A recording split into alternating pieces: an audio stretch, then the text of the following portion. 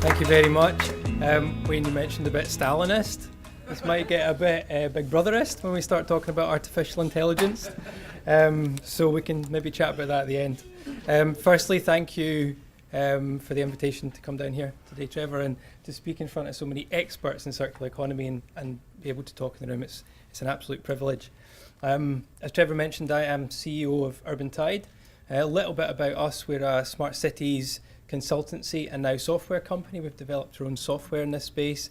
We started a small company. We started 4.5 years ago, spinning out of a large Future Cities, Smart Cities project that was in Glasgow. So we're very excited to be on the next stage of our development, basically.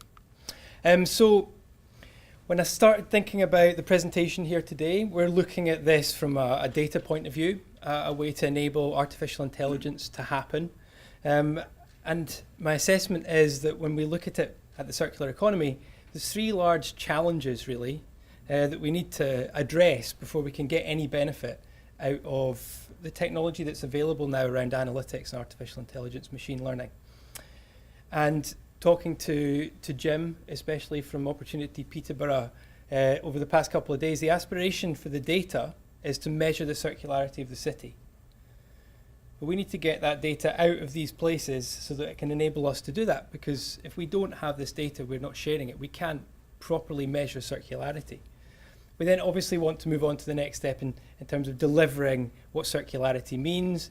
So, resource efficiency and better productivity, no waste, zero emissions, etc., with a view from the Peterborough commitment to work towards being a truly circular city by 2050, which is a massive vision and a massive benchmark to work towards. So these three great challenges. And what I think that means, let's have an understanding of a vision potentially, and these are just a couple of components that could be what it looks like. But energy is generated locally, sustainably, and it never effectively leaves the area,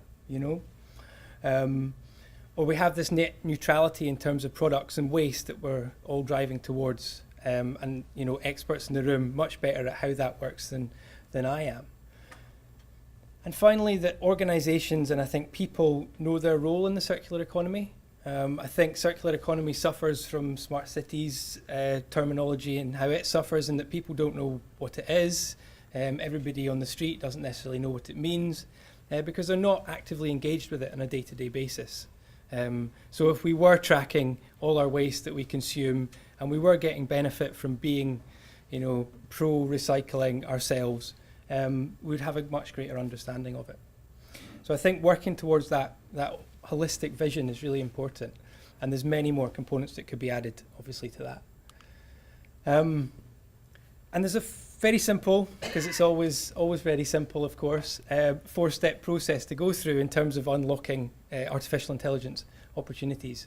The first being the data that's already available, make that available for reuse, simply unlock it. There's also an opportunity with internet and Industrial Revolution 4, the opportunity for much more advanced data sets to be collected and shared. It's cheaper now, it's more accessible.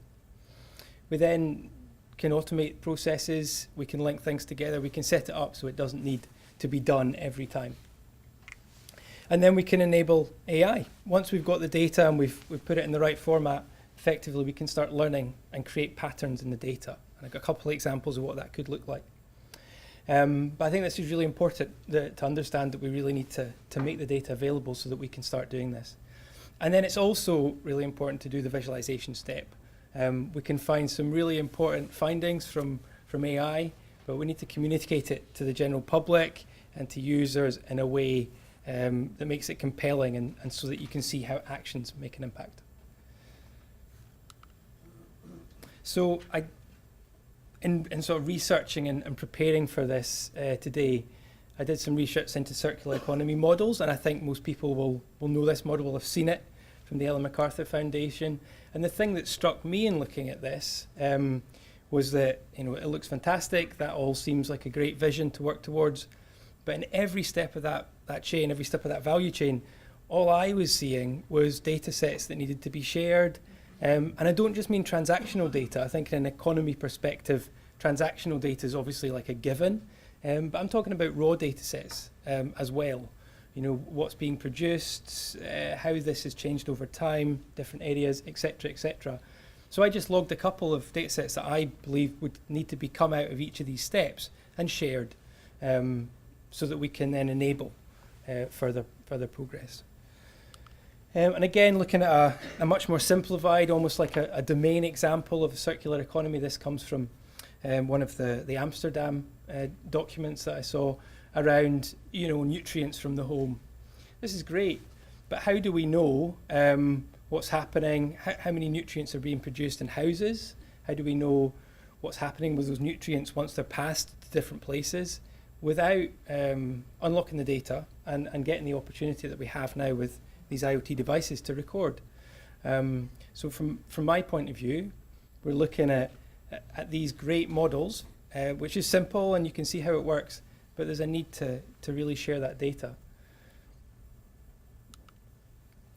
So a couple of quotes as well, because I thought it was important to back up my thinking with a little bit of other research from people cleverer than us.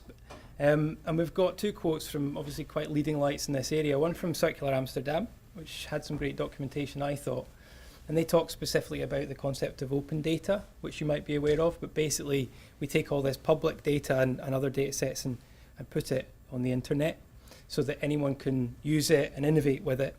And so that's a really important component of that. And they're saying it will drive innovation, it can increase the demand for circular products, and also alter purchasing policy as well. So there was a question earlier on there about that. How do people know and how can they get into this space? Well, the data in a lot of cases is probably already there, so it's a case of sharing it. And then the Ellen MacArthur Foundation goes a little bit further. It talks about data on materials and people and even external conditions as well. So it recognises all of this, and also technology in terms of, you know, tracking effectively and making the best of the technology we have available, so that we can inform more effective decision making and address these challenges. And then I had a quick thought to myself, but I stopped very quickly in terms of the number of actors in a potential city environment. Take it Peterborough, for example, that would need to be sharing data to make this kind of dream and vision more tangible, more of a reality. We've got public organisations, of course, and that should maybe go without saying. But we've then got, let's call it democratisation of data sharing. So you've got private businesses, you've got individuals as well, you've got maybe private recycling businesses, etc., etc. You know, the list goes on of who could be involved in this kind of data sharing economy around the circular economy.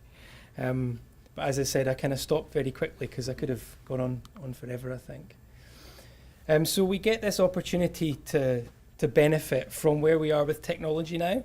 The fourth industrial revolution has been mentioned before. IoT devices, they're, you know, as cheap as they've ever been, getting cheaper. The communication is cheaper.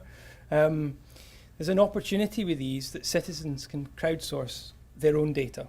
We start bringing them into this relationship, which is really important. And obviously businesses as well can crowdsource that data.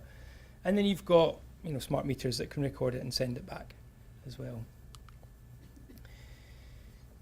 So the steps to getting that data out and moving on to AI is the need to share this concept of democratizing data and the circular economy effectively, so that organizations and consumers are getting a kickback for doing the right thing. I think that's all possible technically now. And obviously moving on to the analysis piece. So I'm not going to go into detail on what AI is or approaches or anything like that. But we've got two models here if we look at the top, and I think our data scientists would shoot me for explaining it in this way, but I'm trying to simplify it. The top model is about going forward. So you make an assumption. The main thing in this is called the sigmoid function. You make an assumption and you move to the next level. In the bottom example, deep recurrent, you're making an assumption, but you can then circle that back in. So the next set of analysis can circle it back in, and you get a you know, becomes quite involved and quite a tricky model. So we've applied this type of approach in looking at a project down in Cornwall, where we're getting data from nearly 300 homes on electricity consumption and other humidity, etc., resident survey data and housing asset data. And there's 3 great opportunities in just looking at that. One specifically linked with housing asset is how you can use that data to track and manage the asset itself better, so you're saving money for the housing authority. But from a citizen perspective, 2 opportunities in looking at identifying when people are dropping into fuel poverty, so that the community can engage with them around that. And also there's a big link between humidity in the home and risk of asthma attack. So again, you can engage with the resident around that, so that coastline housing can say put people in a type of home where they won't suffer from an asthma attack if they're asthmatic, for example. So it drives efficiencies. We'll then jump onto a much more complex example. This is called deep neural networks. And in this, it's just lots and lots of what we saw before, lots and lots of iterations going in. But again, in both cases, we've got an input on the left-hand side, yellow, pretty much a data set, and an output on the right-hand side, which is an answer and a level of bias. So an understanding that the model is X accurate or could be less accurate. That's it, that's AI simplified, basically. And we're looking at a... yeah, as I said, the data scientists will not be happy with that explanation, but it makes sense to me anyway, I think. So we're applying this approach and looking at a specific project, Innovate UK funded at the moment, looking at specifically it's around business rates and currently missing off the business rates register at the moment, i.e. not collected. It's about £350 million across the UK. So what we're doing is taking satellite imagery data and other data sets and linking them together so that we can identify where there's a mismatch, basically, and then provide that to the council in a report format. That doesn't have to happen on business rates. It could happen on circular economy, for example, spaces that are going to be good for certain types of crop growing or certain types of use that aren't currently being used. So the opportunities for kind of AI applications definitely sit there. And it's possible. And then to think about this, so this is talking about the k-means. So it's basically a way of clustering. So from machine learning, you look at your results and you can identify clusters.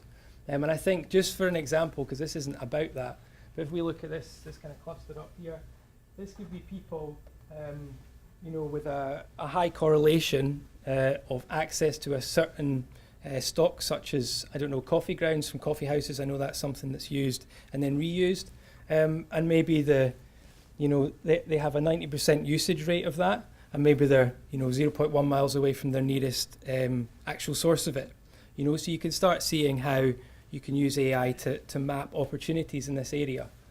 And I think, from our thinking, it would be the similar type of approach. You get your business waste data of different types, your business consumption data, what they're looking for as a business as well, other recycling data, and you put that together, whether it's a Usmart platform or another opportunity, and out of that you get some open data sets to share, you get some findings, some visualized outputs as well, and you're maybe able to move on to get a higher level of reporting this against sustainability goals.